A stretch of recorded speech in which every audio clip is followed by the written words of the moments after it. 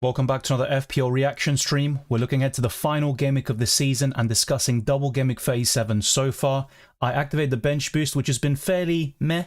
Pedro Porro got a return, but ultimately it's about the 15-man squad, and Bruno Fernandes missed out today, which is a massive blow for Manchester United. Gabriel kept the clean sheet and will get 7 points overall.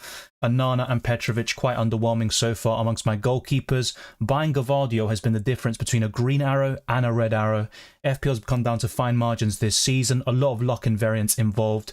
So far in Game Week 37, it's going well for me, and in Game Week 36, it definitely went against me with the captaincy. And to be fair, I went for the wrong captain yet again, it seems like, but there's still a second game to go for Man City. I captained Foden last week, I captained Haaland this week, and blank after blank has been the case. But let's see what happens on Tuesday night between Tottenham Hotspur and Man City, and that will be massive for the title race. If Man City drop points there, and they've got a very poor record at the Tottenham Hotspur Stadium, then the title chances do swing in Arsenal's favour.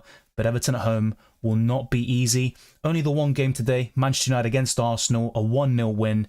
Terrible performance by the Gunners, but they got the job done. And now it goes to Game Week 38, irrespective of what happens on Tuesday night. But we'll get into my FPL performances and discuss every player individually. But let's get into your questions as always. Smash the like button if you enjoy it and subscribe to the channel. Armin says, I'm going to pre-like the stream just because I know Dylan's a legend. Thank you very much. It's massively appreciated. Instead of pre-drinks, how about pre-likes? Sounds like a good thing. Alex says, surprised neither Gordon or Isak got anything against Brighton. I completely concur. What is your score prediction for their game against United? Originally, I went for 1-1. So with Newcastle, I thought they beat Brighton. Yeah, so we'll wait and see. I'm going to stick with that 1-1. But it really depends. I think Bruno Fernandes returning would be massive for Manchester United. Jared C says, ironic how Bruno, Wilson and Gabriel make it basically a single gaming bench boost after all that planning. Yeah, that's true. Look, FPL can be like that, where you plan meticulously, the bench boost looks incredible on paper, Callum Wilson's getting goals off the bench and then doesn't even start the game. Bruno Fernandes misses out 2 games in a row and he never gets injured. Gabriel, of course, had a single game anyway, but yeah, that's FPL for you. Trenix says, I was so close to getting a Flecken plus Region 18-pointer. Could have got me into the top 100k. Yeah, there's still time for it though. The rest of Game Week 37 and 38. And if you're just, outside the top 100k, I'd be very confident about getting into it. It's a bit different in my case, and I think going for the wrong captaincy in Game Week 36, and it appears to be the same case in 37, that could cost me the top 100k in the end. But yeah, there's been issues all season. I've made some poor decisions, and I've also had a lot of variance against me, but that is how FPL can be. By the way, I do appreciate those that are tuning in, because there was a little delay, and my Stream Deck for some reason just doesn't work anymore, and I was trying to get that to work, and then I was like, you know what, sod it, I'm just going to start the stream. Then my microphone was suddenly not connected. I had to reboot everything. Yeah, technology can be a bit of a pain in the ass, basically. Courage says, Gvardiol, my FPL hero for real. Went with Haaland captain, still got a red arrow, but I think Gvardiol cushioned the impact. I'm not going to lie, I would have much rather he blanked, but he got the 2 goals in the end. Could have been a hat-trick. A bit selfless from him, because he could have been the first defender in Premier League history to score a hat-trick, and Alvarez ended up scoring against Fulham. That's now 8 consecutive games between Man City and Fulham where City have had a penalty, and a few of them have been dubious, but of course no complaints with the one yesterday. King Kai says, not taking a -4 to get rid of Saka might have cost me my Premier League. Yeah, FPL can be, well, just go down to fine margins, a lot of luck involved. Doesn't really surprise me. Saka has a great record against Man United. Only Henry and Hjulmberg have scored more against the Red Devils for Arsenal, but it wasn't to be the case this time round. I think Arsenal played really poorly. They had that one great moment. They probably had 1 or 2 other good attacks, but throughout the game, it pretty much seemed like they were quite comfortable to sit off, play slow, and control the game, so to speak. But I didn't have that impression. I thought Arsenal didn't control the game well enough. They played too slow. They lost a lot of aerial duels. And apart from Gabriel and Saliba, I struggled to pick out a good Arsenal performance. But United competed well, considering their circumstances, so many injury problems. The attack was absolutely abysmal. Even Kai Havertz, who got the assist, great play by him. I think he had a poor game. Sorry I couldn't join the deadline stream. As always, nice seeing you again. No worries, Courage. Thank you for tuning in today. Madueke 1-pointer as well in a 3-2 win for Chelsea. It goes to show I've always said I prefer Jackson based on current form and the underlying numbers, but Madueke is still a good pick. 4th in my rankings for Chelsea players, but the 3 Chelsea players I have, I'm very happy with. So far, so good. Yeah, even for me personally in FPL, but it's just really surprising, right, that I'm only getting a green arrow because of Gavardio, and I sold Edison to buy the Croatian, and that's resulted in a massive swing. I mean, it goes to show that luck is always going to be a part of this game, and we've just got to deal with it, really. Hope Bruno plays the next one. FPL-wise, I'm wishing the same. Otherwise, well, look, on paper, you look at my bench, Borro has already got a return. Gabriel, 7 points. It's not too shabby, but it really could have been a great bench boost. But it's always like that, right? Looks great on paper, and it doesn't really materialize in the way you think. Ashish says, whom should I bring in for this team? Well, you've got a good starting 11 regardless, so you're really just making small adjustments based on your predictions for the final game. I think Arsenal, Man City and Tottenham are worth targeting for Game Week 38 based on their fixtures, but Everton is a tough game. They're in great form. I think that could be difficult for the Gunners. When I look at Man City, West Ham, I think that's going to be more one-sided, and probably Tottenham against Sheffield United as well. So your defensive line looks pretty solid. I wouldn't change anything necessarily. I doubt you'd want to make a goalkeeper transfer, so Petrovic is fine. Looking at your midfield and attack, I'd maybe consider Isak out for Watkins if you can afford it. You've got 0.9 million, so no, that's not going to do, is it? So maybe the midfield is where you'd look at, but Havertz, Palmer, Foden, Son, I'd be quite happy with that. I think it'd be a forward transfer that I'd focus on, Ashish, and once we get to the deadline stream, I think I'd have a better idea of who to target. Deos says, overslept and forgot to switch to captaincy from Palmer to Haaland. I still expect the worst. I hope that somehow they'll be equal. So do I, mate. Honestly, if Haaland blanked and City dropped points, I'd be the happiest person in the world. So I second it. I actually forgot to change the captaincy to Haaland for one of my family members' team, but she captained Foden in the end, so it's going well so far. Gary says, need to smash last year's 2,504 total. Yeah, 100 points left. It's possible. You'd need a massive Game Week 38 score, though, and you still have a lot of players left, I'm guessing, for Game Week 37. So, yeah, you can definitely do it. But this season is generally more, well, it's lower scoring than last season, and that was pointed out by a viewer in a recent stream, too. Single Game Week players delivered. Gabriel and Pickford, yeah, they did, and sometimes we get too caught up in double Game Weekers, myself included. I was considering Pickford. It was between him and Onana, but 1, I wanted to jinx Man United players, and so far so good. And 2, Onana has a good record at home, so I still think he can get something against Newcastle and perhaps outscore Pickford, but yeah, Pickford's the best goalkeeper in the game this season. Who are you thinking for Game Week 38? Captain Dylan? I'm tempted to go for a differential. It's currently on Haaland, but I might just be on board with you. The thing is, whenever I go against Haaland or a template captaincy pick, it goes tits up. And when I do go for the captaincy pick that everyone's going for, it's quite underwhelming. So I'm damned if I do, I'm damned if I don't. I think if I go against Haaland, it would be either Palmer or Son for me. 62 points with Son captain, says Weising. I was so happy with the Haaland blank, but Son blanked as well. Chasing rank, it's just not enough. Well, Son has a great record against Man City, so I wouldn't rule it out. Now, the chances are that Haaland is going to outscore Son, but you just never know. Had the choice of replacing Davis or Romero or Van de Ven and made the mistake. Yeah, but once again, Romero was the informed Spurs defender. And for Van de Ven to score, I know he's had a few moments recently, the goal against Forest, the disallowed goal against Arsenal, but I think Romero would have been my preference if I had the funds. I actually bought Van de Ven for my family member's team and she got 11 points from him. So once again, it comes down to that famous old saying, luck is very important. Rank has been kind on 35k last year, it was 160k. Yeah, lower scoring season this time out. For me, it's a bit harsher with my rank. And once again, variance and some bad decisions have definitely played a part. But yeah, everyone's having a different kind of season, really. Got 4 bonus points from my Arsenal defenders. Nice, needless worry. And you got me +3 with the Solanke versus Rice call. Thanks. Yeah, look, Rice had a few moments today, but I think he was pretty poor. The whole Arsenal midfield was off it. The attack was abysmal. So yeah, with Solanke, of course, a late goal. So yeah, it's good that it went your way. And Solanke's been great this season, FPL-wise.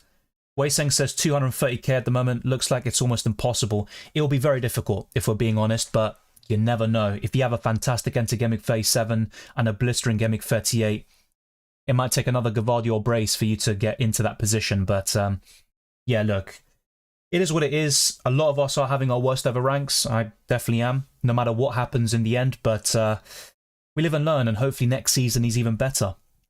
Sucks to be those who went with Ake instead of Gvardiol. Very unlucky. And then you have the Walker owners who got that jam clean sheet off the bench. As soon as I saw that, I just knew Man City were keeping a clean sheet. Unfortunately, I couldn't jinx them with my tweets, but yeah, it's kind of typical really, isn't it?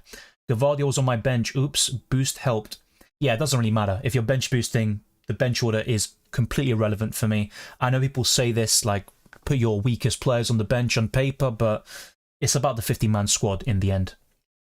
I really want to have Gvardiol, but who do I get rid of between Foden, KDB and Haaland? I said it last week, KDB would be the one I'd drop, personally. But if you're just chasing rank at this point, it might have to be Haaland for you, but I'd still recommend selling KDB. The problem with him is it's so difficult to predict when he returns. So I backed him in Game Week 36. I thought he'd do really well. He blanked. And in Game Week 37, I still think, well, I thought he'd do really well. He did get a return at least, but it's always difficult, I think, predicting those returns for Kevin De Bruyne this season. If only I started Havertz instead of Bowen. Yeah, I mean, I would have started Bowen at home to Luton. I always thought this was a good fixture for him. West Ham scored 3 times, and for Bowen not to be involved is crazy. Havertz had a poor game today, but he had that one moment. Casemiro played him on. Great movement, good positioning, and a great cross for Trossard, who is so clutch for Arsenal. But yeah, it came down to that one moment. A mistake by Casemiro decided the game. I think 1-0 was a fair scoreline, but Arsenal really struggled today, in my opinion. They just didn't get going. Got Gvardiol in for Walker at the literal last second for a -8. Thought it was a mistake, but worked out. Yeah, I mean, I probably wouldn't have done it myself personally, and it goes to show that sometimes you got to just go for your gut feeling. Gvardiol's in incredible form. Will it come to an end? Surely, hopefully, I hope so. I really hope he blanks in Game Week 37 and 38 for what's left of it, but very unlikely considering how he's playing. I think I found a lot of hidden gems this season, but just very unlucky. Yeah, captaincy is always very important, and the template is so strong that it comes down to your captaincy choices and your differentials, and also the timing of certain players. For example, I started this season with Bruno Fernandes and Rashford, and they had one great game for me against Nottingham Forest, but these sorts of decisions have cost me in the end, and I think the biggest turning point for me was selling Watkins back in game week 5 or 6, I believe. That was a big moment. It resulted in a 40-50 point swing. And yeah, the rest is history. Sucks to see Luton Town getting relegated. Yeah, it is, but with their defensive line, it's always going to be difficult. They've had many injuries as well, which hasn't helped. Yeah, it's just not going to happen now. It's pretty much impossible for them to stay up, which is a shame. Yeah, look, hopefully they can come back fairly soon, but there is a big gulf between Premier League and the Championship in terms of quality and also money. Euro 2024 has a game. Are you participating, Dylan? The plan is to make content. I've been asked this a lot in my videos and live streams, but I don't want to say anything just yet because there's a chance I might not be able to do it. But the current plan is to make content. I'm going to have to make the graphics, the thumbnails, all of that in preparation. And if I can find the time to squeeze that amongst my other commitments, then I'll be doing Euro 2024 fantasy content, just like I did last time out a few years ago. I think it was back in in 2021. So yeah, we're back here once again, potentially making content for that. The reception was great there, and if the reception's great this time around as well, I'd be very happy to do it if possible. This is not an optimal bench boost. Dalot and Bruno playing over Bodder and Gordon. Once again, does it really matter? I come back to this again. It's about the 50-man squad. I literally made the transfers and left it. I just did nothing whatsoever. You would have argued Petrovic is better than Onana, and yet Onana's outscoring Petrovic, so does it really matter? I just think it's really overblown. The bench boost is a very overrated chip. And yeah, personally, what would I have done? Maybe bench Burn or a Dalot. Ultimately, does it matter? No, it doesn't. Sold Havertz for Foden. Should have sold Bruno instead. Yeah, I do prefer Havertz in Game Week 38, but I would have kept Bruno as well. I was convinced he'd play. I think he was in training before the Palace game, but he just about missed out. I think he's just being safe for the FA Cup final at this point, but I'm surprised because Ten Hag strikes me as a guy that really hates Arsenal and wants to get one over them. But it probably was best for Bruno's fitness going into the FA Cup final, which is very important. Boring game today. I watched Southampton game also. Yeah, the games in general seem pretty boring. If I'm not mistaken, I think the West Brom Southampton? I think that was the best game of the day, but yeah, not good enough. Glad I captained Jackson. Yeah, so far it's going well. Really, my regret is switching the captaincy. So, should have captained Haaland last week and probably Foden this week, but what can we do? What can we do? Your best punts for Game Week 38? I'd say Havertz, really. He's probably going to be my transfer in for Bruno Fernandes. That is the plan anyway. And tripling up on Arsenal could really work out. I'd also look at a Kevin De Bruyne. I know I recommended to Wei Seng to maybe drop De Bruyne for a Gvardiol, but if you're looking for differentials at this point, I think that could really work out. Captaining the likes of Son or Palmer against Haaland is another differential. And Salah, final home game of the season, obviously final game against Wolves, Jurgen Klopp's final match. I think that could also be great. So Salah, Havertz would be 2 top picks for me. Last week, bench Munoz 14, Mateta 6, Petrovic 6. This week, bench Raya 6, Gabriel 6, and Mateta 9. Yeah, if you didn't bench boost this week, that's very unlucky. But look, with Arsenal against Man United, I thought United would score. My prediction was 2-1 Arsenal. United created nothing, and that's why I think Arsenal deserved to win the game. They created one big chance, took it, and had a few moments here and there, but yeah. What can we do? What can we do? Mateta, he's been incredible. Crystal Palace have been a fantastic team. And yeah, I think that's 5 wins out of 6 now for Glasner. He's doing a great job. Let's see if he can build upon this next season, because it could be a managerial bounce. I'm not trying to hate or anything. I think Palace play some great football. But let's see how they do in the summer, their recruitment, and let's see what they do next season. If Spurs beat City on Tuesday, it'll be GG for City. Not necessarily for me, because Everton's tough for Arsenal. But I won't deny, it definitely swings the title in Arsenal's favour, because West Ham, well, City would have to beat West Ham by probably 4 goals or more, assuming that Arsenal also beat Everton. But yeah, for me, Everton at home is a very difficult fixture. And let's see what Spurs do. If they actually try, I think they can do something, and they haven't conceded a single goal against Man City at the Tottenham Hotspur Stadium. They still have the Champions League spot to play for. There's bonuses involved for the players. Postecoglou won't really care too much, I think, for the rivalry and helping Arsenal. That is irrelevant to him. But let's wait and see. City are the overwhelming favourites. The realistic scenario is that City will win both of the remaining games, but anything's possible in football.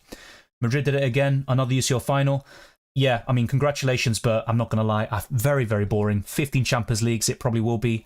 Hopefully Dortmund can do the unthinkable, but it's very unlikely. I hate to put a bummer there, but it's one of the most one-sided finals I've seen in a long time. Game Week 38 punts outside of City, Arsenal, Spurs, and Liverpool. It's a great question, and a difficult one to answer, I think. I'd probably look at... It's difficult. Probably Chelsea players, but you probably have 2 or 3 already. I really don't like the options besides that. I'd actually say Palace against Villa, who are faltering at the moment. I think Palace could beat Villa, final game of the season. So Mateta, Eze, Elise, all great picks. I think I'd rank it Elise first, Mateta second, and Eze third. So yeah, I'd probably say Crystal Palace, if not Chelsea. Be sure to keep on smashing the like button if you haven't already. This will be kind of a casual, quick stream as well. And if possible, next Sunday, I'll obviously do the deadline stream, but maybe a reaction stream on the same day as well, which I typically do over the years. Game Week 38, going to bench Gordon for Mateta. Yeah, I'd also do the same thing. I completely agree there. Who do you want to see out of Leeds, Norwich, Southampton, West Brom? I have no personal preferences. Southampton's a bit of a bogey team for Arsenal, so maybe I'd rather they don't go up, but honestly, I couldn't care less. I think whoever goes up, let's wait and see, but I don't have a preference. At least I can comfort myself that I have an eye on something, just wrong timing. Yeah, look, we all make some good calls, some bad decisions, and then sometimes there's a 50-50 call, like Edison over Gvardiol, which results in a 40-point swing. I mean, who would think that? Not me. Ashley says, thanks for your input, Dylan, appreciate it. But yes, I'm having a transfer dilemma this time, but still Gordon to someone I can look for since he's not effective on the road. I'd probably say an Eze or Elise, with Elise being my preference. That is one differential that could really work out for you. Maybe stretching to Havertz, final game of the season. What's Fernandes' injury? I'm not sure what the injury is, but maybe I'm being very stubborn. I'd still expect him to be available very soon, definitely for the FA Cup final. Hopefully he's back for the Newcastle game. Otherwise, it doesn't look good for my bench boost. Of course, Leverkusen didn't lose against Roma in the 97th minute. Last minute equaliser. Yeah.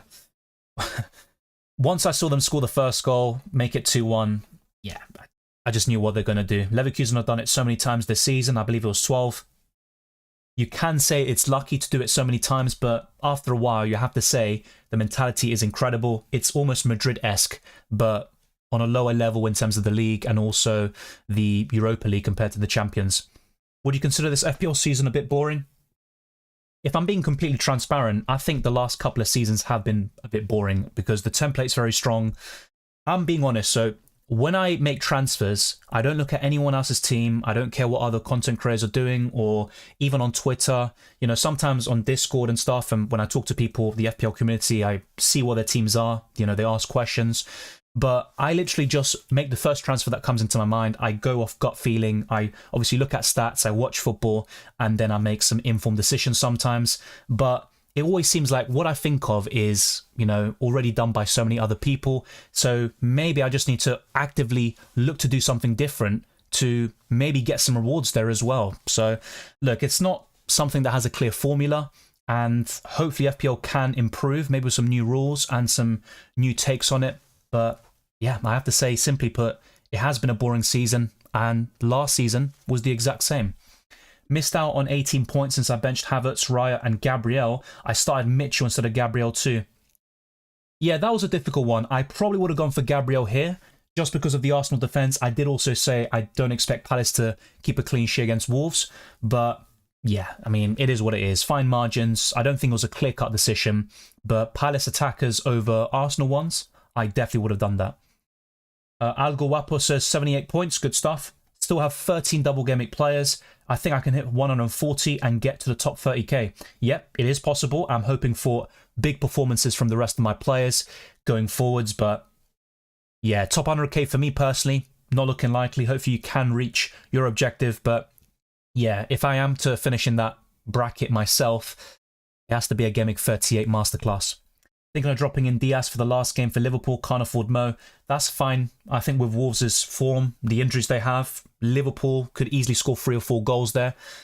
At Anfield, they've also had Wolves' last game of the season a few years back.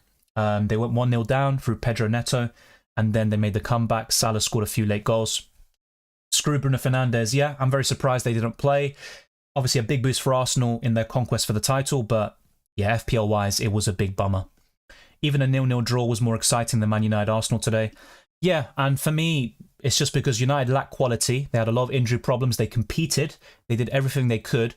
Arsenal's defence was very resolute. That was one good thing about their performance. But offensively, Arsenal just were terrible. They couldn't build attacks. They struggled to keep the ball. They had a few good moments, and ultimately, that one switcher from Casemiro decided the game. Great play by Havertz and Trossard, but apart from that, I agree with you. Very boring. Trini says, hi Dylan, little off topic, but Game Week 38 FPL Challenge, 1 player per club, I'm loving it. No, that's fine. I cover FPL Challenge questions too. And you know what? Let's go through some different screens now. As I keep on saying, smash the like button, subscribe for new. Check the links in the description below for my Patreon, the Championships Discord server, FPL League, FPL Challenge, Draft Hound, as well as Spotify and Amazon Music. Leave a 5-star review on my podcast. It goes a long way to supporting the channel. Let's now go to the predicted, no, in fact, let's look at the fixtures. And this is the final FDR of the season. Looks very strange. Man City and Arsenal in the top 2 with Luton, Burnley and Crystal Palace. If you look at those in the bottom 5, we've got Everton, West Ham, Wolves, Man United and Fulham. For predicted points, once again, Erling Haaland is top with 8.6. Salah is second, and it's a Man City-centric top 5 with Foden, De Bruyne and former Man City player Cole Palmer completing that illustrious list. Eze, Son, Isak and Tony also make up the rest of the top 10. I'd put Son even higher in Game Week 38 despite his poor performance against Burnley. When I say poor, mainly from an FPL perspective, I think he was okay with certain moments, but just wasn't really sharp on the ball and never looked like scoring in my opinion. Then looking at price changes, Gvardiol, this damn person, going up in price tonight along with Mitchell, Elise. Then we've got a few price falls potentially in Al Dakli and Kabore, and more transfer activity with the likes of Jackson, Fernandez, Van der Ven coming very soon. Drafthound are recommending an Arsenal player as my final transfer of the season, Son to Saka, but my current plan is to sell Bruno Fernandes to Kai Havertz for a free transfer, and that's about it. And they also recommend Havertz but for Bruno Fernandes, and then Foden to Havertz. So yeah, I think suggestion number 2 is what I'm likely to go for. And if we look at the optimization tool, they recommend to, well, start Bruno and Gabriel, but ultimately it would be Havertz coming in. And to vice-captain Gvardiol, Jesus Christ, man, what is this guy doing? He's ruining the algorithms as well. But with his current form, can you really go against it? I don't think so. And the expected points is very high for a single game week, 78.6. The average minutes is also very high, despite Bruno Fernandes being an injured out. If we now look at the top 10k captaincy, Erling Haaland has disappointed many of us. 94% of those in the very upper echelons of FPL have captained him. A blank against Fulham. He scored a hat-trick against them earlier this season and got 2 assists and 7 points against Spurs in a 3-3 draw also earlier in this campaign. Palmer, the second most popular, with a return. He got an assist and a bonus point. Isak blanked, Son blanked, De Bruyne got an assist and 6 points overall. Foden, of course, getting 9 points so far. He is looking like the best captaincy option. And of course, I captained him last week and not this time round. It is what it is. Going into FPL.team, this is how my team could look like for the final game week of the season. Petrovic in goal at home to Bournemouth. A back three of Gvardiol, Pedro Porro and Gabriel, with Palmer, Son, Foden and Havertz coming in for Bruno Fernandes, Haaland, Isak and Jackson up front. And my bench includes Onana, Gordon, Burn and Diogo Dalot. 67 expected points according to FPL.team. 1 million in the bank. I could take a -4 hit. I did it last season where I believe I bought Salah. And I did regret not buying Harry Kane in the end when he faced Leeds, got a brace. But yeah, Game Week 38, it tends to be high scoring, chaotic. You know, some teams have already got nothing to play for. They're on the beach, they play with freedom, and you get some very high scoring action. I'm expecting that to be the case again. Maybe not in certain matches. Arsenal-Everton could be very tough. I am backing Arsenal, but Everton will be a tough cookie to crack with their current form. And speaking of FPL Challenge, which was the question earlier, let me just get rid of the message on screen. Let's now go to FPL Challenge and see how I'm doing so far. So all the graphics on the left-hand side are from last week, but I've basically made some changes to my starting 11 in order to bring Pickford and Branthwaite off the bench. Pickford with 16 points because every single Game Week player scores double. And Branthwaite was on for 3 bonus points, but in the end got nothing at all. So Branthwaite, Romero and Pickford will come on for Malacia, a Chelsea forward who didn't play at all, and also a Chelsea goalkeeper who didn't play at all. So the points I think will be quite high. If I'm not mistaken, 28 points. So yeah, I'd be on 89 points, I think. 89 points, 61 currently in the starting 11, 28 off the bench. Actually with Romero, that's 30 with a fixture yet to play. Let's see how that goes. Palmer's my captain in this fantasy format. Gordon and Isak, very disappointing in FPL and also in FPL Challenge. So I'll leave this on for a little while longer whilst answering the other questions. Thank you to those that have tuned in today. Those that smash the like button, subscribe, watch every video and stream, you all massively appreciate. Weiseng says, I have triple Villa assets in the early season, getting Gvardiol before everyone else, have Eze and Johnston, Son over Salah, but the captaincy and their haul timing ruined my season. Yeah, and look, it's very competitive. There is an element of skill, don't get me wrong, but a lot of variance as well. I really believe so. You know, for example, captaining Foden over Haaland resulting in a 16-point swing against me, and then going for Haaland and then a 7-point swing so far. I mean, what can you do? It is what it is. The timing sometimes is pivotal. In F1 Fantasy, for example, I haven't even played it in recent weeks and I'm doing better now because I've made no changes whatsoever.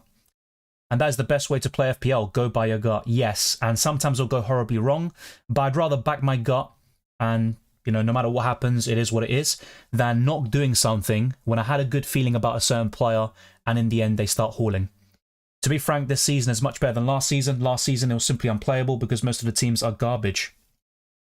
I just think last season and this season were quite boring overall with the template, but that's a personal opinion. Of course, more analysis will need to go into it. There's more to it than that. But I can see what you're saying. At least this season, I have the similar feeling with my first season of 2K finish. Yeah, for me personally, I've kind of... How has my season gone? So I had a very good start in Game Week 1 and 2. Then from Game Weeks 3 to 9, it was an awful period for me. Then I activated the wildcard in Game Week 9. I saw a steady improvement from like 3-4 million, you know, steadily increasing most weeks.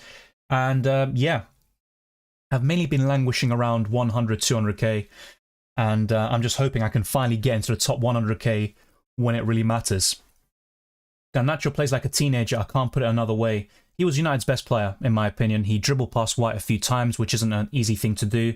I think Saliba and Gabriel were phenomenal today. They really were the outstanding performers of the entire pitch, and they're probably the main reason why Arsenal, were so comfortable defensively. But Garnacho caused problems, never had any clear-cut opportunities, and the same goes for United in general. But if anything were to happen for United, it would have been through Garnacho, who had a good game. Abin Fernandez downgraded as such, and putting Gavardio and Gross on 77 points with 14 double game week players to come. Looks good, and if Bruno Fernandes misses out against Newcastle, it's looking like a great decision. But you never know. If he does start against Newcastle, I could see him doing very well, but it's not looking likely at the moment. My team for next game week is Raya, Gabriel, Gavardio, Cucurella, Son, Palmer, Foden, Havertz, Haaland, Isak and Jackson. Yeah, a lot of Game Week 35 wildcarders will have a very similar team to that. It's looking very good though. I'm quite jealous of the Arsenal double up defensively, although you never know. Everton could cause a shock. But yeah, overall, looks really solid. I remember 2 seasons ago, my captaincy choices were crap as well, just like my differentials all step up. Yeah, my captaincy in general is decent, but not great, and that's something I want to work on. I had a good period this season, probably between Game Week 9 to, let's say, Game Week 30-ish, but the last 2 weeks have been very disappointing for me. Was avoiding a -8, so I didn't get Gavardio.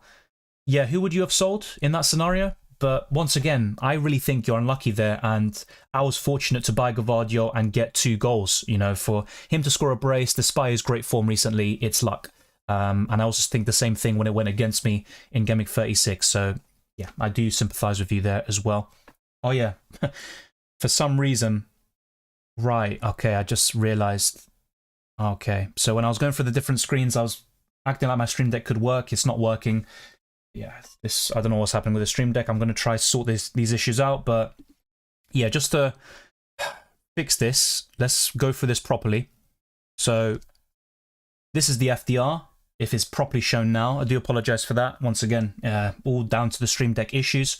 So yeah, just to repeat, Man City, Arsenal, Luton Town, Burnley and Palace in the top 5 for Game Week 38. Everton, West Ham, Wolves, Man United and Fulham in the bottom 5. Predicted points, we've got an interesting top 10. Man City dominated in the top 5 with Haaland, Salah, Foden, De Bruyne and former Man City player Cole Palmer. Eze, Son, Isak and Tony in the top 10. Price changes, we could see Gavardio going up in price and also Tariq Mitchell. And also Elise now has been added to the list, but if not, it will be later this week. We could see more price changes as well with the likes of Bruno Fernandes, Jackson and Van der Ven for different reasons. Draft I'm recommending some good transfers, Son to Saka, Bruno or Foden to Havertz, and my current plan is to sell Bruno Fernandes to Kai Havertz, but I'll keep you updated, of course, in future videos and podcasts, especially in the team selection. If we now look properly at the top 10k captains in Game Week 37, Haaland 94%, but he has blanked so far. Palmer in second with an assist and a bonus point. Isak blanked, Son blanked, De Bruyne 6 points, just like Palmer, and Foden has been the best of the lot. Only 0.41% of managers in the top 10k captain Phil Foden. Fair play to them, but I have to say, captaining Haaland last week for 4 goals and then Foden this week for the 9 points. I mean, element of skill, but also luck in my opinion. And there you go. And finally, FPL.team. Yeah, I think this is all good. Yeah, so this is my current provisional team for Game Week 38. Petrovic, Gavardio, Borro, Gabriel, Palmer, Son, Foden, Havertz, Haaland, Isak and Jackson with Onana, Gordon, Burn and Dallo on the bench. Haaland captain, Palmer vice. But I might just go different and sod it all and see what happens. But Havertz in for Bruno is my current plan. The expected points is quite high on DraftHound and FPL.team. Let's see if the team delivers and I can sneak into the top 100k for the first time this season. And yeah, FPL challenge. I'm going to have to do this a different way. Damn Stream Deck, you little bastard. Yeah, so this is my current FPL challenge team. So Pickford and Branthwaite will come off the bench. Same with Romero.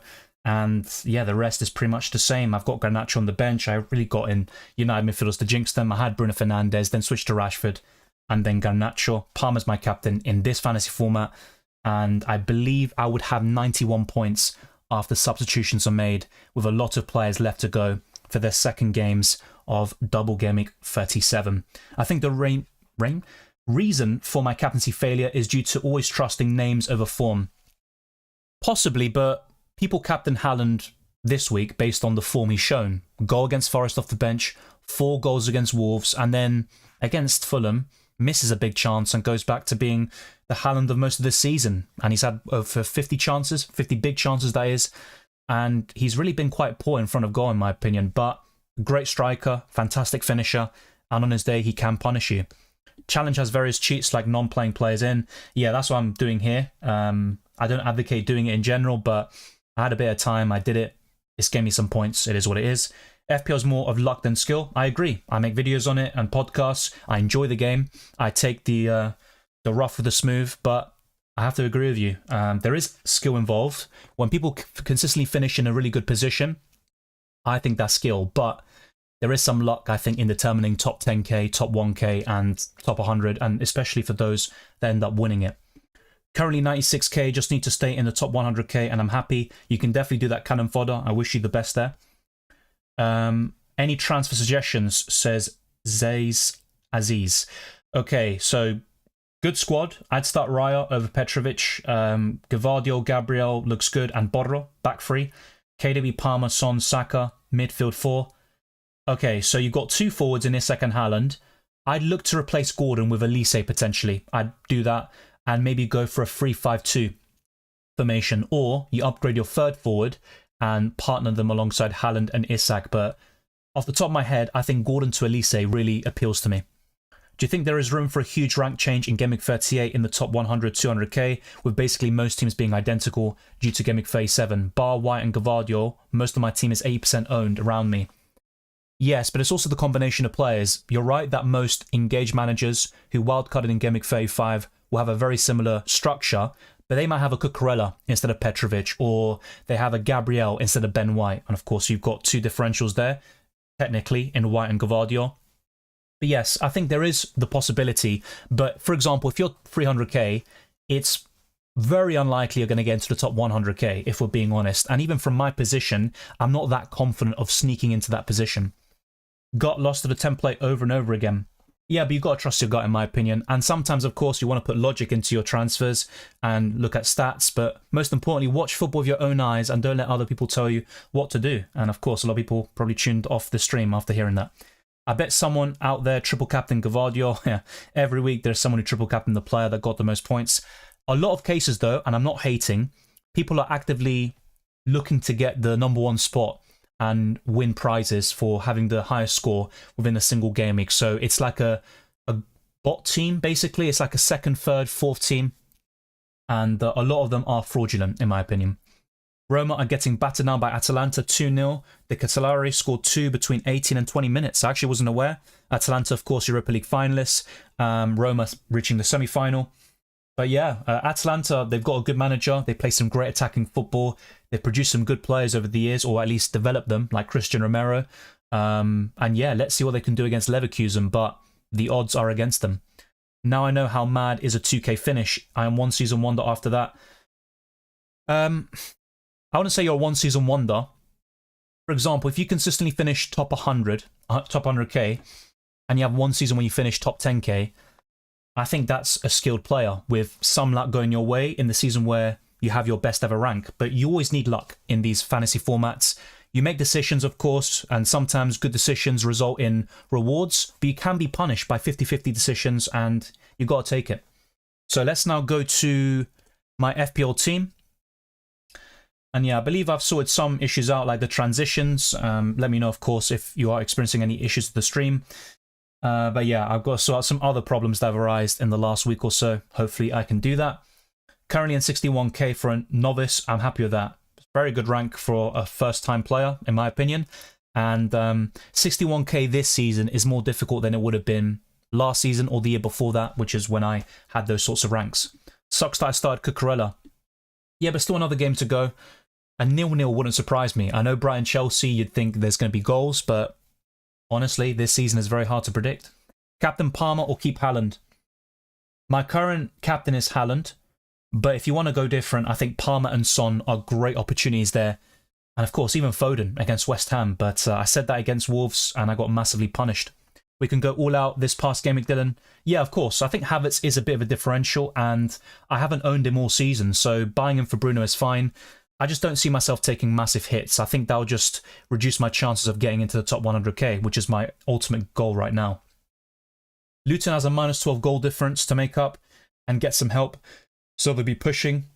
Yeah, Keith, I mean, that's a good point, but it's very unlikely. I mean, Luton to win by 6 and Forest to lose by 6, it's just not going to happen, is it? But yeah, they'll give it a go, I think. Definitely don't go for their defenders. Doughty's the only one because of assists. I'd say Morris is my favourite, but I honestly wouldn't be that keen on it. Morris or Adebayo are fine, but I would go for Morris if you were to pick them. What's your views on Arne Slot if he comes to Liverpool? It looks almost sealed, right? I think it's pretty much done. I think Liverpool will have a transitional period. I don't see them challenging for the title next season. They might lose some key players as well, which will obviously put them back a few years. But I think over time, if Arne Slot is backed and he's also given patience, I think he can do a good job at Liverpool. But as I mentioned before, I don't know much about Arne Slot. I haven't seen Feyenoord that frequently. So I'm going to be reserved in my judgment. I just have a gut feeling that it could be a good appointment, but it will take some time. Possibly 3 or 4 years before Liverpool challenge for another league. But you never know. You honestly never know. Arsenal were terrible a few years ago, and now they're challenging, pushing City all the way. And yeah, even United and Chelsea could also become challengers eventually. What do you think that which players might see major price rises and falls next season? And do you think Villa will do well in next season's Champions League? Great questions. I think in terms of major price changes, we have discussed this. Palmer is obviously it's a no-brainer. He's going to go up in price exponentially. I think Gordon could also go from 5 million or 5.5 to 8 million quite easily. Price falls is interesting. I think we could see a Rashford going down in price again to a 7.5 million. But yeah, price falls, I'd have to think about that again. That's the one I'm less sure about. As for Aston Villa, I personally think they won't do well in Champions League. And look, Emery's a good manager. There are some things I like about him. I think his teams can play good football. He obviously has overachieved with this Villa squad, which are good, but to get them into the top 4 is an achievement. And of course, he's done wonders with Sevilla, winning Europa Leagues. He's a Europa League specialist. But I do think there are some major issues with Emery. As an Arsenal fan, I've experienced it myself. Towards the end of a season, every single year, whether it's at PSG, at Arsenal, or at Villa now, his teams just crumble. They fade physically. They concede so many chances in most games. And I know they did a double over Arsenal, but I feel they were quite fortunate. Arsenal missed some clear-cut opportunities in both games, and they have themselves to blame for that. They really should have won both of them. And I ultimately think over a 38-game season, you will be exposed. And in the Champions League, against high-quality opponents, I think Villa could be exposed. I really do. You saw them against Olympiacos. I was shocked by that. I thought they'd win the Europa Conference League. But yeah, if they can't even win that, just imagine in the Champions League. They might make some great signings. Emery's a good coach, but I think personally they won't do well in the Champions League. I'm happy to be proven wrong. I really am, but I'm not expecting anything there. I don't really see any differential for this season for certain game weeks. We only get very limited choices of players for most game weeks. Other than template picks, we get punished. Yeah, I think generally speaking, you're right. And also, it's just effective ownership, of course, is a very big thing. And people play in a certain way where they preserve rank. They captain Haaland this week to secure a top 10k finish, for example. So I do see what you're saying. But I think in Game Week 38, there are opportunities. Going for a triple up in Arsenal, going for Kai Havertz, maybe going for De Bruyne captain, or Phil Foden over Erling Haaland. And also, I'd say an Eze or Elise Mateta. But you always have these random hauls, right? It happens every single season in a given game week. You get some big shocks. You get a certain asset doing really well, but he might blank for the next 5 game weeks. And really, you want to go for consistent options that you trust. And then we all go to the same pool of players as a result, and it gets very difficult to be different. So I get what you're saying. Maybe Everton assets, which I never consider. Yeah, if you're backing Everton to upset Arsenal, then that could be a shout. But I personally don't see Everton keeping a clean sheet. Touch wood. But you could go for a Branthwaite or Pickford against Arsenal. In the midfielder attack, a Calvert-Lewin or McNeil. But yeah, that could also be your way of being different. You know, everyone's going for Arsenal, 2 or 3, and instead you go for Everton. Of course, it's a massive risk, and it could go against you. But I'd say you have nothing to lose, really. Courage says Palmer, Foden, Solanke, Watkins, Isak are going up. Tony, Trent going down. Yeah, that's a great shout, Courage. I completely agree. Tony's a really good one. Trent as well. I could see him being 6.57 million. Forest have a minus 19 goal difference while Luton have minus 31. Imagine if Burnley beat Forest 6-0 and Luton beat Fulham 7-0. Yeah, I'm sorry, it's just not going to happen. If that did, you'd maybe suspect match fixing. Is there a UEFA Nations League fantasy? UEFA Nations League, I'm not sure, but I will very likely cover Euros.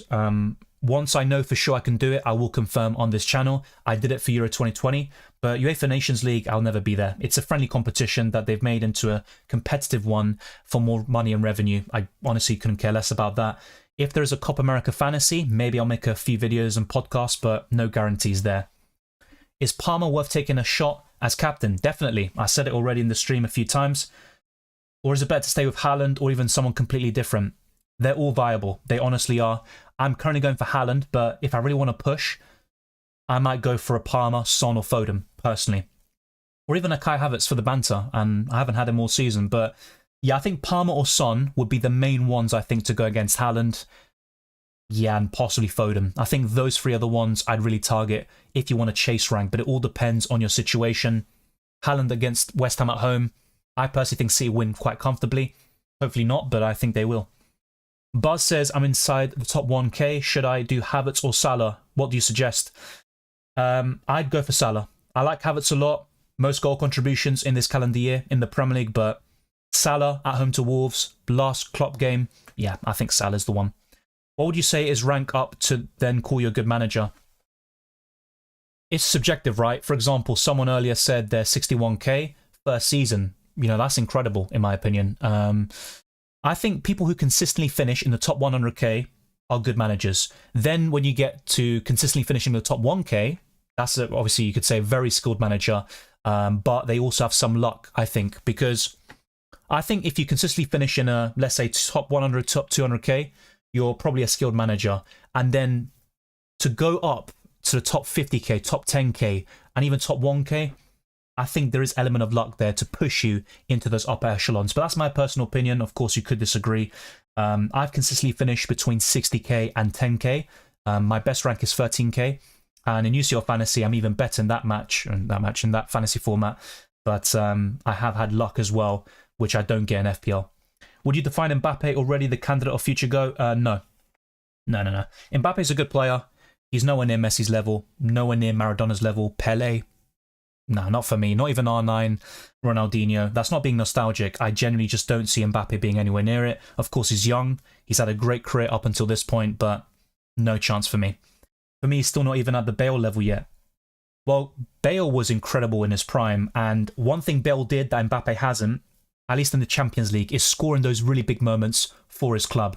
Mbappe's done it in the World Cup, but let's be honest, 2 penalties in the World Cup final. He goes to 30 minutes. Look, of course, Mbappe's quality, he had me nervous as an Argentina fan, but 2 penalties, what can I say?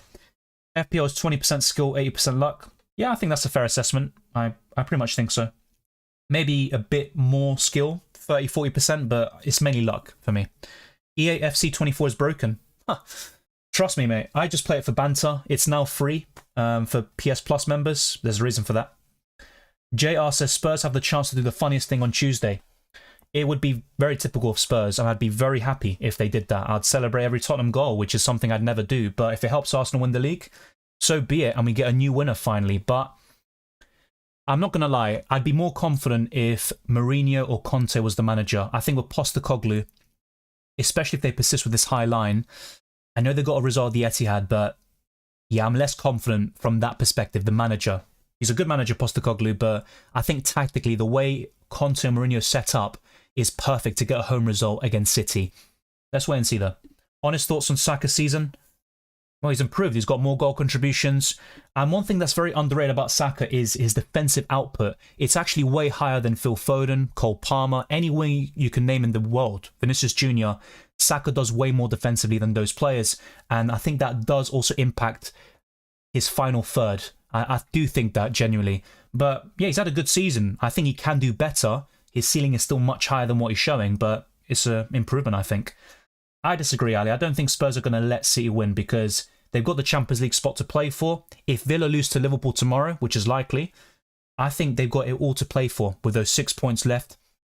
and there's Champions League bonuses for the players. Postecoglou has said many times recently that they can't be focusing on Arsenal and their neighbours. You know, they have to focus on themselves for their own development, and that's absolutely spot on. But I understand why Spurs fans don't want their team to win, because they're given the keys to Arsenal to win the league. But yeah, I personally think the players and manager will have a different mindset to the fans. Let's see if I'm wrong. If Spurs actually try, they've got a chance. Atalanta unbeaten against us at Anfield, while we're unbeaten against them at their stadium. Yeah, that is true. That is true.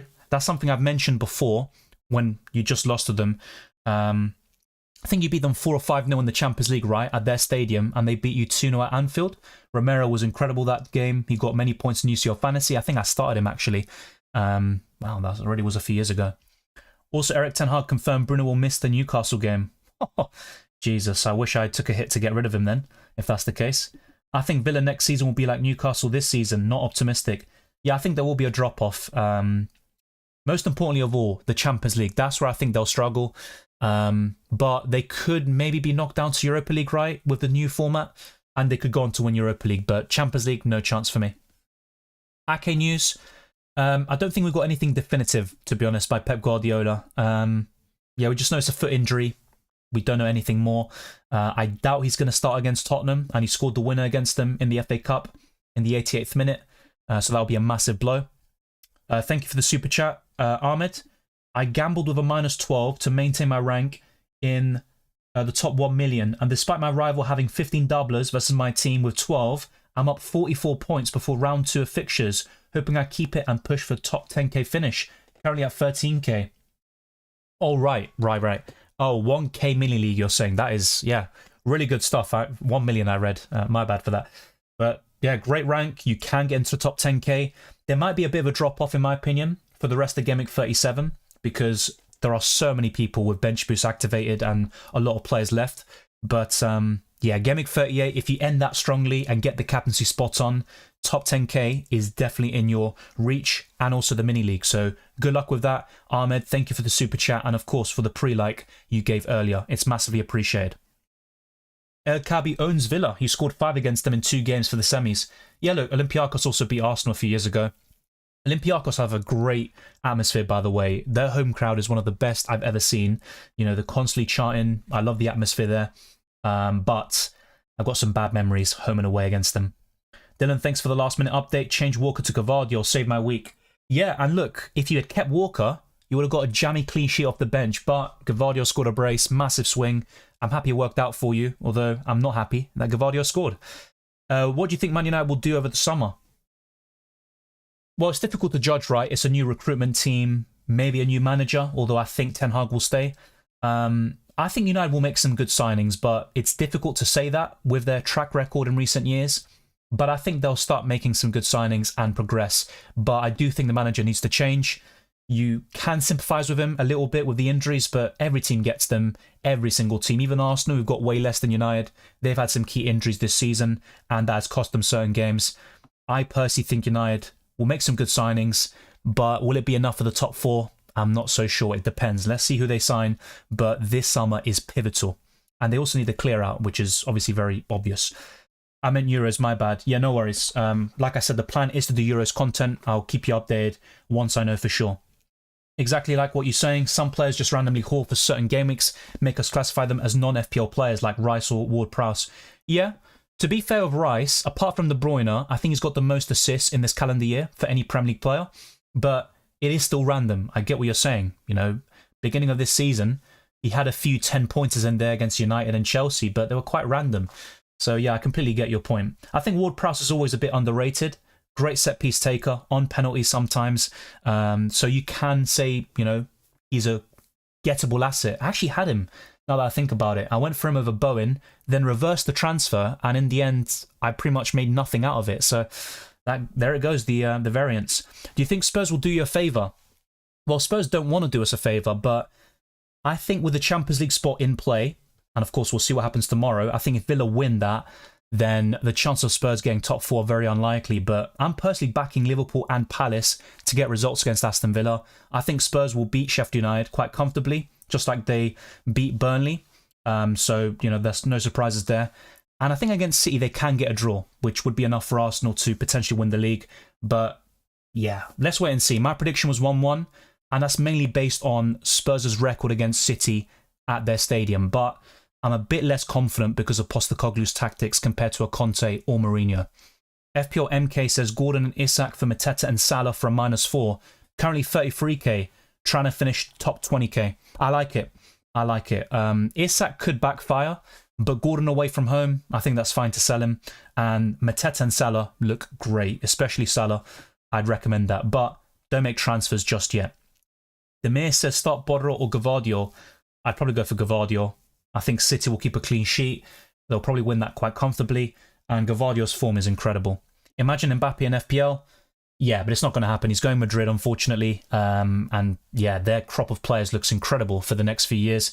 Hopefully we see other teams challenging them in Europe and in La Liga, but it's not looking great for the rest of the other teams, especially in Spain. Not gonna lie, with Spurs' current form, they could definitely make Guardiola cry. Well, that's the thing, right? I've said this before. Spurs have a knack, and they've done it so many times, where they're in awful form. They've lost 3-4 games in a row. They have 1 win in 5, and then they beat City, or they get a draw. They even did it this season, where they lost to Chelsea, lost to Wolves, and against Villa, all back-to-back, and then they go to the Etihad and draw. So that's why I think Spurs are a bogey team for Man City, and Old Trafford is a bogey stadium for Arsenal, and that's why I was never that confident for today. I thought Arsenal would win, but even with the injuries, I thought it'd be quite tight, and unfortunately, that was the case. You could have done some damage today if Bruno and Rashford were in. Don't know why they weren't in. Oh, Man U, sorry. Yeah, they could have, for sure. But today, they didn't create anything, and they huffed and puffed. I think Garnacho was pretty good, actually, on the left, but yeah, the Arsenal defence was quite comfortable. It's just Arsenal in possession were awful. It's one of the worst performances of the season for Arsenal, but it was enough to get the job done, which is the most important. Ruler2 says, hello Dylan, I have a total of 72 transfers cost. How to do less hits? I always do wildcards Game Week 4 to 6 and 21-25. I think that's probably the main reason. I think you wildcard a bit too early. Now, that's obviously subjective, right? I typically take a lot of hits. But in the last year or so, I've become a bit more conservative. Try to avoid hits if possible. At one stage, by the way, I took like 100-point hits by December because I played the game very casually. I still got a good rank in the end. But yeah, I think the main thing that stands out is the timing of the wild card. I try to use both of them later in the season. Trent to Madrid. Every FC24 career mode says so. Yeah, I think FC24 is smoking something pretty good. No, not for me. But Trent is a great player technically. I think eventually he will be moved into midfield. And of course, he's had a great career. You know, he's so young. He's done some great things. But yeah, I think at the moment he stays at Liverpool. FPL and EPL comes to an end, just 2 weeks left. Well, it's actually just 1 week left. Next Sunday, we have every single match taking place at 4 p.m. But of course, we've got the rest of Game Week 37 happening in a couple of days' time. We've got Aston Villa versus Liverpool tomorrow. Tottenham against Man City on Tuesday, which is pivotal. I think if Spurs get a result, that completely changes the complexion of the title race. And then, of course, we've got the remaining double game week teams on Wednesday. Ruler 2 says, I like Foden and Saka, but Vinicius is the only one who makes a chance every time he's on the wing. Doku and Mbappe close second. I hate Grealish. I don't think Doku's anywhere near that category, by the way, of all the players you mentioned. He's got potential, and I do think City fans need to be more patient. I've seen a lot of slander towards him. But yeah, Doku for me, very pacey winger, great on the ball, but his decision-making is far below the other players you mentioned. Vinicius is obviously a good winger, and he's been great for Real Madrid, especially in the Champions League. But if I'm being honest, he's nowhere near Neymar's level, for example, and Vinicius is likely to win a Ballon d'Or. I mean, make of that what you will. I think the level of player has decreased, but why can't the likes of Wirtz win a Ballon d'Or? You know, if Bayer Leverkusen win the treble, I know it's Europa League, Bundesliga, but still, if they win the treble, why not go for them? Why not go for Xhaka, who's been incredible this season? A lot of Leverkusen players would deserve it, and also Rodri. You know, look how important he is to Man City. He's a better player overall than the players you've said, but yeah, attackers are always favoured, and the level of players has dropped. As for hitting Grealish, he was actually integral, I think, for the treble last season, but £100 million, of course, was way too much for him. He's not a flop signing, but I don't think it was good value for money.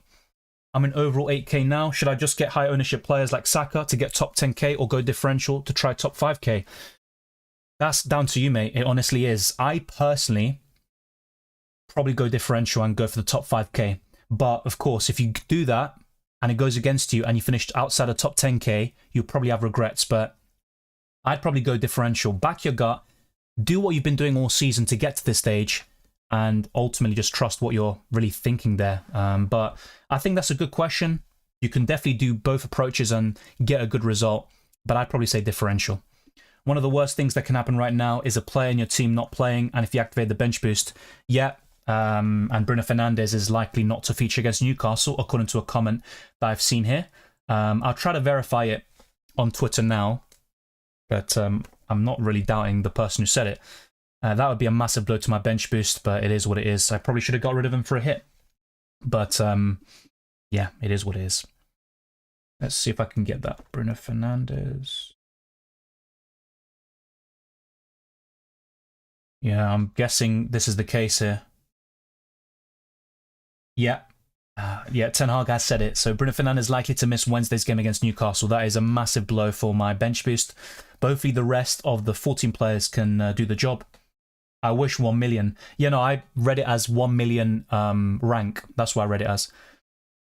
If Spurs let City win, then you start to question their integrity as players. Yeah, definitely. And they're not fans of the club. Some of them are actually Arsenal fans, like Kulusevski. And also, you got Champions League bonuses. You want to play in the Champions League, and it's crucial for Spurs' transfer window. There's a lot riding on it. And even Postecoglou's job, you know. They just lost 4 on the bounce. They beat Burnley now. But going into next season, Postecoglou will be in very serious trouble. A lot of pressure going into next season if they don't get into the Champions League. And I think Postecoglou will be desperate to get into that competition. Bench Gordon, Isak, Jackson, Foden. Gordon, I'd bench him.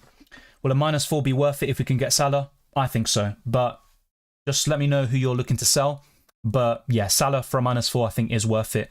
Last season, I think he got an assist in a 3-3 draw against Southampton. And I went for him over Harry Kane. Well, actually, no, I had both of them, but I captained Salah. I think that's the way it went. But yeah, only Chelsea and City can challenge Madrid over the year. Premier League team. Chelsea? Mate, you're 7th. No offense. Is top 10k overall considered an elite season? Yeah, I'd say so. Top 10k now is more difficult than it was a couple of years ago. That match at the Etihad against Spurs doesn't really count as a draw after what the referee did. Yeah, but that's one moment, isn't it? It obviously was a horrible decision. It was terrible. But how many times have City gotten the right end of the stick this season against, for example, Arsenal? 2 red card challenges not given. Against Fulham at home, Ake's goal should have been disallowed. Against Man United and Chelsea, penalties given that shouldn't have been given. Very, very soft to say the least. I could go on and on, by the way, but I'd rather not. Of course, that was a bad decision. I also think the disallowed goal against Liverpool, where Alisson got fouled, I think goalkeepers shouldn't get that much protection. But yeah, we all have our own opinions there. Start Borja or Romero? Difficult, right? Romero is in better form still for me, but Borja was very high up yesterday and had a lot of opportunities to shoot. There were some very poor efforts in there, but of course the goal he actually scored was very good. I'd probably say Borja, but really it kind of switches every week. Would you bench Jackson or Elise for Game Week 38? I'd bench Jackson out of those two. And by the way, obviously, Mukherjee, you're asking the question of top 10k or, you know, should I go for the top 5k or be conservative?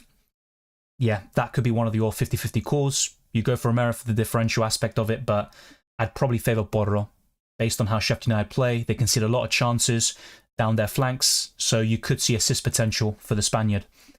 65 points right now. My transfers haven't paid off. Eze to Son and Mateta to Jackson. Yeah, massive swing against you so far. If I kept both of them, I'd have 81 points. But it's a good decision on paper, right? It's just a bad outcome. Sometimes we buy into double game week players too much, myself included, but that's quite unfortunate. Do you think Salah stays next season? According to David Ornstein, yes, he will stay. So we'll wait and see. But I'd probably say yeah. But then again, the doubles, yeah, exactly that. Doku should leave City, in my opinion. I think that's a bit premature. He's just joined them. With one free transfer, should I buy Saka, Havertz, or Luis Diaz? I'd go for Havertz, personally, and that's what I'm looking to do myself. I always look at players' records against a certain club, and I'm not sure exactly what Saka's record is against Everton. He got an assist earlier this season for Trossard for the winner, but I'm not that sure about it. Let's actually see. Let me check Saka's record against Everton. I think he scored a goal or two in a 4-0 win at home last season. I don't expect that to be the case this time round. So he's got 1 goal, 4 assists in 9 games against Everton. Decent. So yeah, last season he got 1 goal, 1 assist in a 4-0 win. Not bad, to be fair. Yeah, so the last 3 home games for Arsenal against Everton. Is it the last 3? Yeah, the last 3, well, they lost 1-0 at home. Then they beat Everton 5-1 and 4-0. And this is kind of the new Arsenal, the one challenging for the title. But Everton are in great form, so let's wait and see. So yeah, let's try to get the stream to 100 likes. Thank you to those that are tuning in. Wow, it's nearly 9 PM already. Jesus Christ. Eze, Mateta, Elise play like prime Bale, Benzema, Cristiano this season. Well, they haven't played enough for me to say that, but over the last few games, they've been great. I think they're a bit different to Bale, Benzema, Cristiano, who are more effective. But I think this front three maybe have a bit more flair to them, which might sound crazy, but that's the way I think. Kai Havertz is a Spurs fan for 1 week and 1 week only. Yeah, I saw what you said. I mean, that's how Arsenal fans are going to feel. Spurs have a much better chance than West Ham of getting something against City. So Rodri's my favourite player from City. He's definitely the best player, the most important. Take him out, and I think City don't win the league this season, and probably last season as well. He's that important to them. He's the type of player that you love when he plays for your team, but you hate him as a rival fan. Have you ever played Call of Duty, Dylan? If so, which is the best one? Yeah, I've played a few Call of Duties. Modern Warfare 2, Black Ops, Black Ops 2, Black Ops 3, Call of Duty World War 2, which I actually like quite a lot. But yeah, my favourites are probably Modern Warfare 2 and Black Ops, the original one. But I'm not going to lie, Call of Duty isn't really one of my favourite franchises. I think Uncharted is much better, Mass Effect, Witcher 3, you know, there's a lot of games that I put above Call of Duty. Just imagine Leverkusen versus Madrid overtime. Oh, we could see it. UEFA UEFA Super Cup final, which is very likely to happen, by the way. Madrid will win that, though, I think. What we wanted Borro to do all season is what he's doing these past few weeks. Yeah, he got that goal against Forest, right? And I had him for that. I sold him, and then I bought him back for this double. So I've actually liked Borro recently. He's been doing quite well for me, except Game Week 35, though. That was quite disappointing, but yeah, he's been performing decent. Doku would be amazing at Liverpool, but I'm scared that they will be bad next season. I think Liverpool will finish 4th or 5th. That's my current prediction, but the transfer window is so important, and I might be completely off it with my predictions. Arsenal could fall off. I don't think they will, but you just never know. I see what you're saying. Doku could suit Liverpool's style more, but Arne Slot is different to Klopp, and that's something we need to take into account. Should Partey, Zinchenko and Jesus leave? I'd keep them as squad players, but the problem with all 3 of them is that they're unreliable in terms of fitness, especially Partey, and he was very poor today, so slow on the ball, and he has some suspect moments in him. Same with Zinchenko, of course, defensively very poor, but on the ball he can be brilliant. And Jesus has quality moments in him, but I think that knee injury that he sustained in the World Cup really has damaged him, and he picks up far too many for my liking. But I'd keep all of them, but I wouldn't have them as starters next season. I think Arsenal need a left centre mid to upgrade there. Bruno Guimaraes could be perfect. Also, Zinchenko should be a backup left back, and Jesus a backup striker and winger. Mainly a winger, I'd say. I mean, City got the assets, but the main ones always outshine Palmer, a perfect example. Yeah, I see what you're saying there. You could say selling Palmer was a big mistake, but I don't think Palmer would have broken out anywhere near the same level he has done by moving to Chelsea. So it's a bad move for his trophy collection and maybe the long-term potential of winning trophies, but it's great for his development as a player to be the main man for a club. Bruno to Salah for a hit and play Saka and Gordon / Bruno to Saka for free and play Saka and Isak. Which one? I'd probably go for Salah in this case. So you asked me about Diaz, Saka and Havertz, and I said Havertz from those 3. But when Salah's involved, even for a hit, I'd go for him. I really would. Also, with this week FPL Challenge being the best one, next week's the worst one. I think next week, though, is a decent idea. You know, every single game is on at the same time. To have one player from each club, basically, it's something different. I think Game Week 37 was the best one, though. You know, that gives you a different dimension, and I hope they can do something like that for the main FPL game at some point. Will EMO all leave Palace? Not this summer. I don't think all three of them leave, but yeah, emo, by the way, that's a funny way of putting it. Nah, I think at least two of them stay this summer. The most likely to leave is Elise, in my opinion. If Rodri ever gets an injury which will sideline him for the rest of the season, City probably going to get relegated. Nah, I wouldn't go that far, but they wouldn't be... I don't think they'd be anywhere near 90 points, which they pretty much do every single season with Rodri. So, yeah, he's massive for them. He really is. Jesus is world-class for 1 or 2 possessions per game. The thing is, though, he had a good Champions League campaign this season. He really has. But 4 goals in the league, not good enough. Always unavailable. But he's been very crucial in certain games. Like against Forest, Arsenal weren't that great on the day. He produces moments of magic, goal and assist, wins Arsenal the match. He has that in him, and that's why I want to keep him, but I don't want him to start. Leverkusen will win Madrid easily. Madrid doesn't deserve to advance, always comebacks at the last few minutes of a second leg, makes us always watch both legs look like an idiot. Well, you could say the same about Leverkusen, right? They score so many late goals. They're 2-0 down, then salvage a draw and preserve their unbeaten record. I just think Madrid are a better team than Leverkusen, and history is so important. Pedigree, I hate to say it, referees, in my opinion, they tend to favour Madrid as well. So all of those factors play in their hands, and I think they would beat Leverkusen.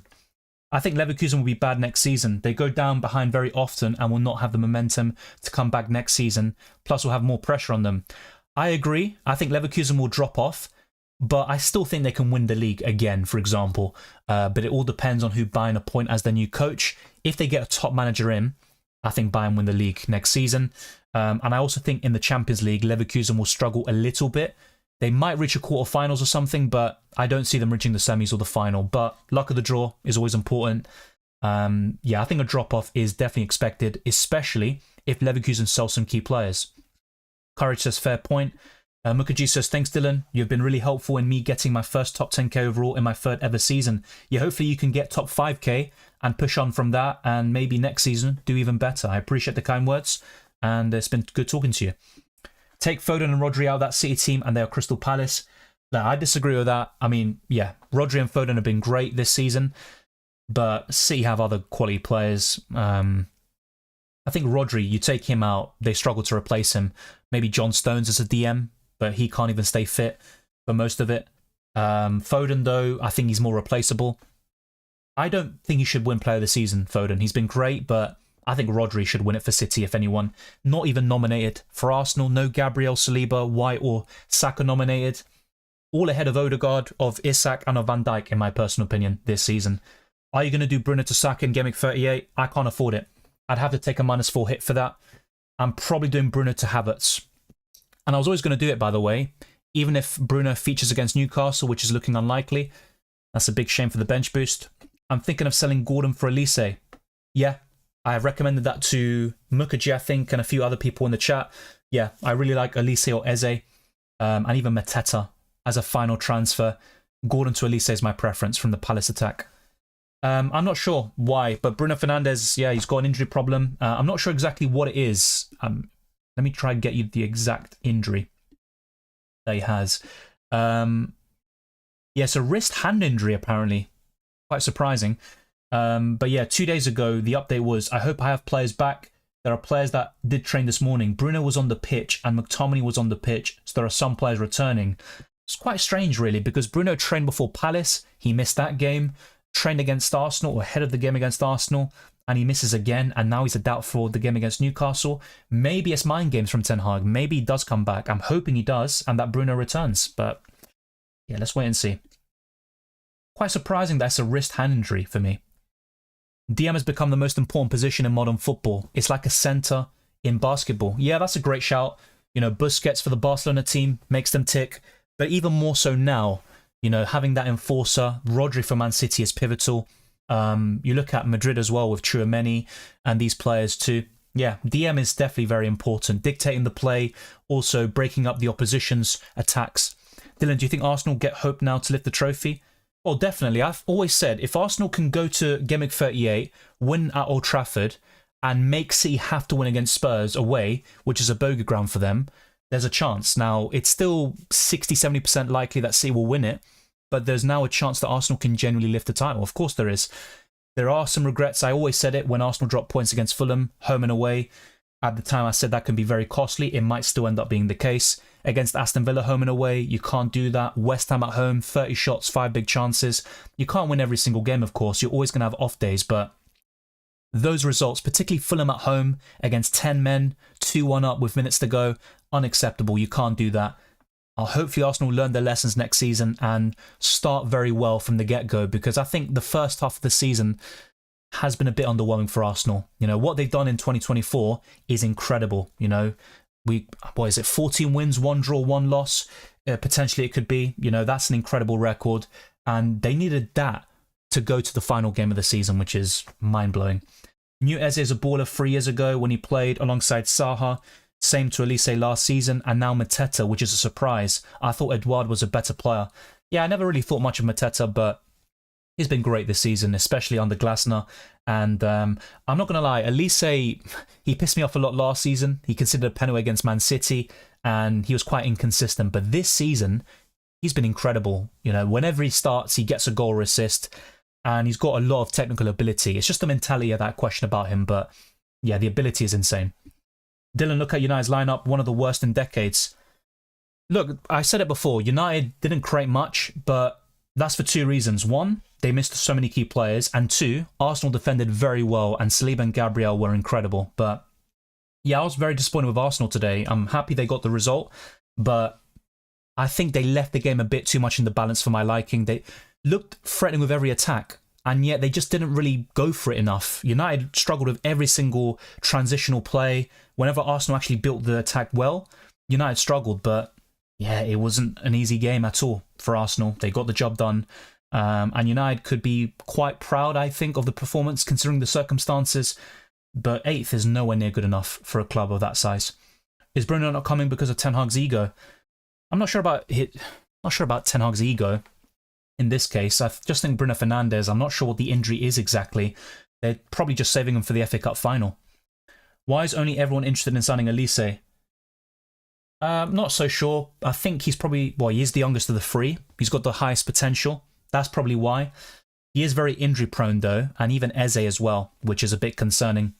I do think Mateta's the worst of the 3. You know, he's having a great season. He scores the most of the 3, but yeah, Elise and Eze are different class in my opinion. Doing Bruno to Saka probably and benching Gordon 2.1. Yeah, absolutely fine. I think that makes sense.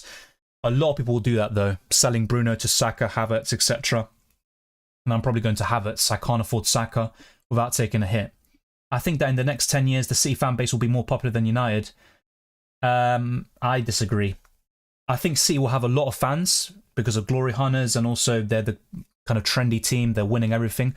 But United are far bigger than City. You know, it'll take a long time for City to get to that level of fan base, of trophies as well.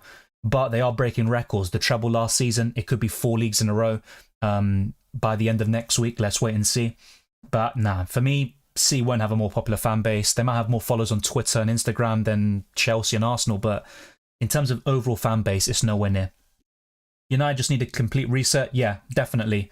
A lot of players need to go. I think they need a better manager and then build that team around the profile players the manager's seeking. Dylan, have you seen the clip of Mourinho taking a penalty? No, haven't seen it. I think fullbacks and goalkeeper were super important as well, especially fullbacks that can be inverted into midfield, go up and create 2v1 in attacks. Yeah, that's a great shout. I always think goalkeeper is the hardest position. I played as a goalkeeper myself. And yeah, I always thought with goalkeepers, if you make a mistake, you get punished, like David Raya against Tottenham very recently. Yeah, fullbacks is a great shout. I think fullbacks and DM, much more important now than they would have been 10, 15 years ago.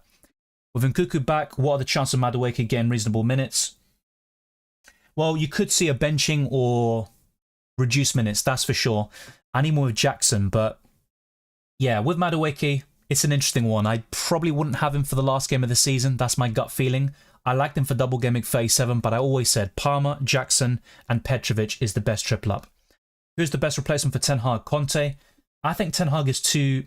Conte's too short-term. I don't think that would work out.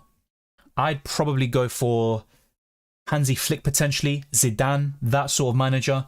But even with those managers, it could be a lot of pain for the next few years, and it might take a long time or a lot of investment. Give Ten Hag a 10-year contract. He's a clown for real. Look, Ten Hag is a decent manager. He did very well with Ajax. I actually wanted him at Arsenal at one point, but during his time at United, I don't see a clear pattern of play. There have been a lot of injuries, but even when players are available, I don't see United just being sustainable. Is Havertz, Eze, or Elise the best punt to go for? Got my sub for the consistency of these videos. Thank you very much. I appreciate it.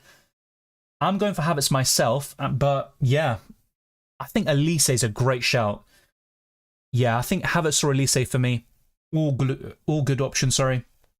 But yeah, my gut feeling would be Elise right now. Let's see if I end up making that transfer myself. Ruler2 says, Pickford, Saliba, Gabriel, White, Gvardiol, Rodri, Rice, Palmer, Watkins, Foden, Haaland, team of the year. Yeah, that's a great team. I personally wouldn't put Haaland in it though. I really wouldn't. I know he's the top scorer, but he's missed a lot of chances. I also think in certain games he's stat padded, in my personal opinion.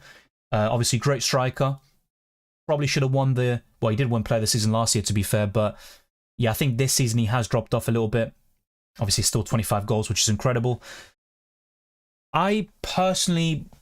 Yeah, with Gvardiol, he's been incredible recently, and that's why he's in it. Left backs have been a bit meh this season. Udogie was probably the best until February, but he's been injured and also quite suspect recently. So yeah, the defensive line looks great. I'd personally put Emi Martinez over Pickford. I think he saved Aston Villa a lot of points. And yeah, I'd put Emi Martinez over Pickford. Personal take. Midfield, Rodri, Rice, Palmer. Looks good to me. Yeah, you could then say, who'd you put over Haaland? Isak, Saka. Yeah, I can see why you've gone for Haaland. It's just, if I'm going for two wingers, I'd go for Foden and probably one of Salah or Saka, personally. But Salah has dropped off in the second half of the season. Yeah, you know what I'd consider? I'm trying to think here. I think there's one name I'm probably forgetting here. I think there is probably one that I'm forgetting. I'd have to come back to this, but yeah. In the midfield, there's probably one big name that's escaping me. Should I sell Jackson for Nkuku or Mateta Gemic 38? I'd rather go to Mateta. And I'd keep Jackson over Nkuku. I think he's a far better FPL option right now. Do we underestimate Sean Dyche and his Everton team this season? Not enough attention, in my opinion. The thing is, though, Everton are quite inconsistent overall. They got battered by Chelsea 6-0. Then they beat Liverpool, Nottingham Forest and Brentford back-to-back with clean sheets. I mean, it's incredible. But yeah, they have been underestimated. With the points deduction as well, they could be a top 10, actually. Tuan says, please choose two. I'd do Bruno to Havertz, and I would do Gordon to Elise and keep Jackson. So yeah, that's all covered as well. Yeah, there will be a deadline stream next Sunday. Be sure to tune in for that. It will be a very interesting one. And also keep your eyes peeled for FPL content like the team selection, potentially transfer tips, and a best free hit team. If there's any other videos or podcasts you want to see on the channel, be sure to let me know. And let's also get this stream to over 100 likes. It'd be massively appreciated. And let's also push on towards 25k subscribers. And if I do Euro Fantasy Football content, that'll be the aim by the end of the tournament.